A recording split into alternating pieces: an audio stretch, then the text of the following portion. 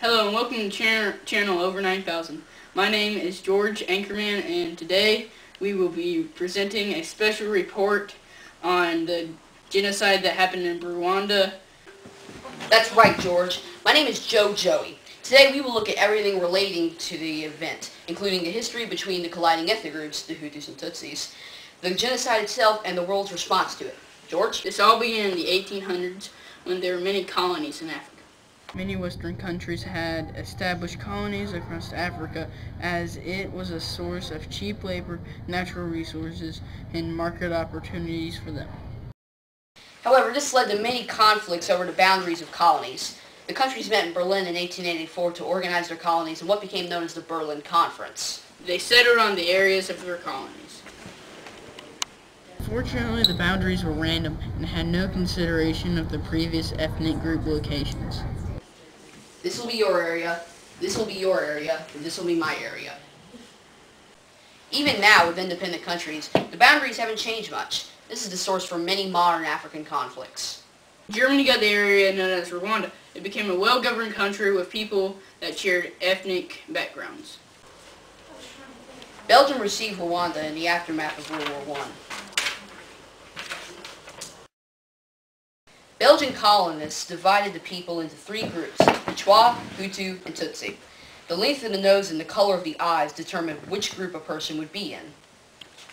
The Tutsi are thought as being superior to the other groups because they looked wider than Hutu and Twa. This led to Tutsi being the only non-discriminated group in Rwanda, even though all groups lived in peace before the colonization. The Hutus had no government positions, land, or decent education, even though they made up 85% of the population. The Tutsis were angry that they were still under Belgian rule, and they wanted to be independent. Both groups started to feel resentment towards Belgium. After World War II, the Tutsi became more aggressive in the search for independence. The Belgians began to worry. I feared that with the anger that the Hutus and Tutsis are feeling, our colonial rule might be coming to an end. Nonsense. We can fix this while allowing the Hutus to share rules with the Tutsis. I don't know. Everything remained the same in Rwanda until... In 1959, the Hutus overthrew the Tutsi government, declared independence, and elected a Hutu president. The new government used the same discrimination as before, but the Tutsi were discriminated, completely in reversing the rules. To review, Belgium discriminated against the majority of the Rwandan people.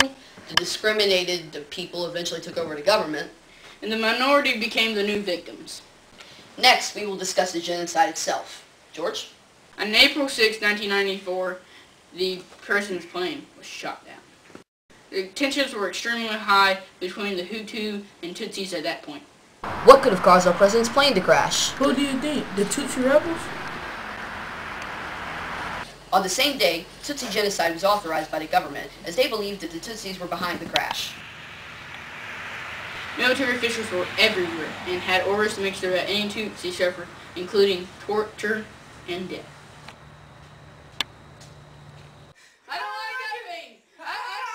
They weren't the only ones. Constant threats and violence caused civilians to turn on one another. In the 3 months the genocide took place, about 1 million Tutsis and neutral Hutus were killed. We're going to tell the story of one of the many victims of the genocide, a young girl named Valentina. Jeff? After the genocide began, Valentina and her family had fled to a church with many other Tutsis. Very soon, the army and many Hutu neighbors had shown up at the church. They showed no mercy at all, killing everyone they could see. Valentine's head was split in half, and her head suffered a machete wound. She lived for 43 days without standing up, pretending to be a corpse.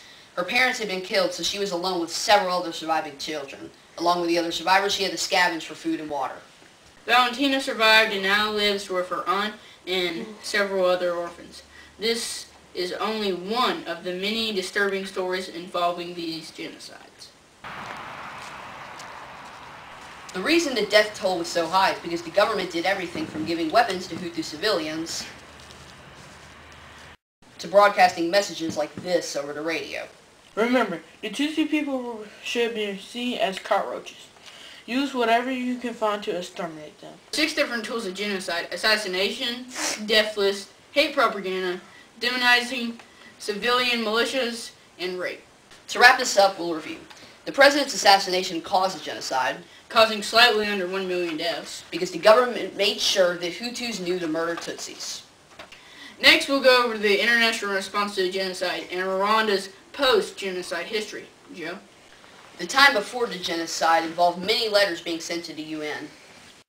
Some human rights groups had sent letters to the UN describing human rights violations in Rwanda. Appealing for political views, opposite political party violence. Romeo Dallaire, a UN force commander in Rwanda, received a contact from an informant stating that Hutus had plans to kill all Rwandan Tutsis. He got it months before the genocide and requested troops to prevent it. However, the warning was ignored by the UN.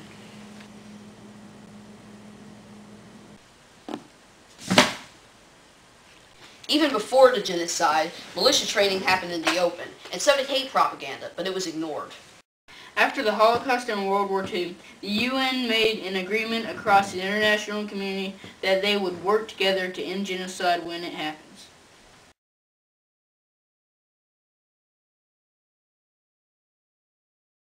After the genocide had begun, the UN decided to remove its peacekeeping troops from Rwanda, despite the escalating violence. They were extremely hesitant to call the event genocide, so they only left about 450 soldiers behind.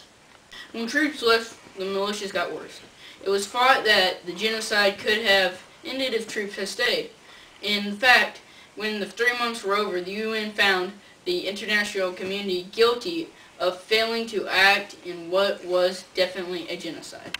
Several years after the event, a UN Secretary General named Kofi Annan apologized to Rwanda. The world must deeply repent this failure. Rwanda's tragedy was the world's tragedy. All of us that cared about Rwanda, all of us who witnessed its suffering, wish that we could have prevented this genocide. Looking back now, we see signs which were not recognized. Now we know that we did was not enough. Not enough to save Rwanda from itself. Not enough to honor the ideals for which the United Nations exists. We will not deny that. In their greatest quest, hour of need, the world failed the people of Rwanda. President Bill Clinton also apologized to the victims. The international community, together with nations in Africa, must bear a share of responsibility for this tragedy as well. We did not act quickly enough after the killing began. We should not have allowed the refugee camps to become safe havens for the killers. We did not immediately call these crimes by their rightful name, genocide. We cannot change the past, but we can and must do everything in our power to help you build a future without fear and full of hope. By the time the 3 deadly months were over, Rwanda had no government. This is because most officials had fled or had been killed. Many government services were not operating either. Things like phones, electricity, and water. The survivors had lost everything. Their land, families, and villages had been destroyed. Over 3.5 million Rwandans fled the surrounding countries and lived in refugee camps. The international community provided food and shelter to them, but there was no way to tell who was a killer or who was a victim. As we mentioned before, many people had to cope with the loss of the family and physical disabilities. In the years following the genocide, a new government was established. It finally had human rights for everyone. In 2000, Paul Kagame was sworn in as president. But the trial system had to be rebuilt with the government, and that led to overcrowded jails filled with people awaiting trials even to this day.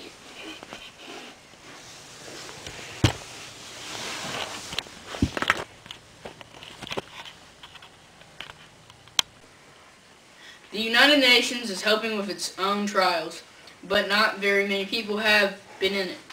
The local systems are very weak and controversial. In conclusion, we will say that the lesson learned here is to always predict and identify genocide before it intensifies. There have been many calls for a system to do just that. Finally, our last review, early signs of genocide were ignored. The international community did nothing to stop the event. but they did help the survivors. And Rwanda now has rights for everyone. We just told everything related to the incident. Now we will interview several people on the event. We go now to the field reporter, Ricky Bobby. Thank you, George. We're going to interview 4 people with 4 different questions. Why do you think the genocide happened? Well, I assume it was because of ethnic hatred. How many deaths do you think there were? I heard the number was near 1 million. What do you think the international response was? I think it was pretty poor. I've heard that there wasn't very much in the way of international response. Is that true? Yes. Too bad. How do you think Rwanda changed since the event? There's probably a lot of stress there, a lot of distrust. Probably a tough place to live right now. Why do you think the genocide happened? Political influences? How many deaths do you think there were? A lot. How do you think the international response was? I don't know. How do you think Rwanda changed since the event? Hopefully no more killings. Why do you think the genocide happened? Why do you think the I genocide happened? I really don't know because I don't understand genocide because that's just people being mean in my book. So That's true. I don't know. Were they trying to control the population there? I don't know. How many deaths do you think there were? I know there were a lot of deaths. Probably about 1 million. Million, maybe more. Okay. What do you think about the international response? I think it's been very poor. I think they could have done a lot more than they did. Yeah. How do you Rwanda has changed since the event? Has it changed? I don't know that it really I don't has. think it Has it? has. I think that they're still under a lot of turmoil. Oppression. This concludes our special report on the Rwanda genocide. I am George Eggerman with Joey Joe and Ricky Bobby saying good night. Hey, I'm Brooks. This is Cameron. This is Ryan. We created this film.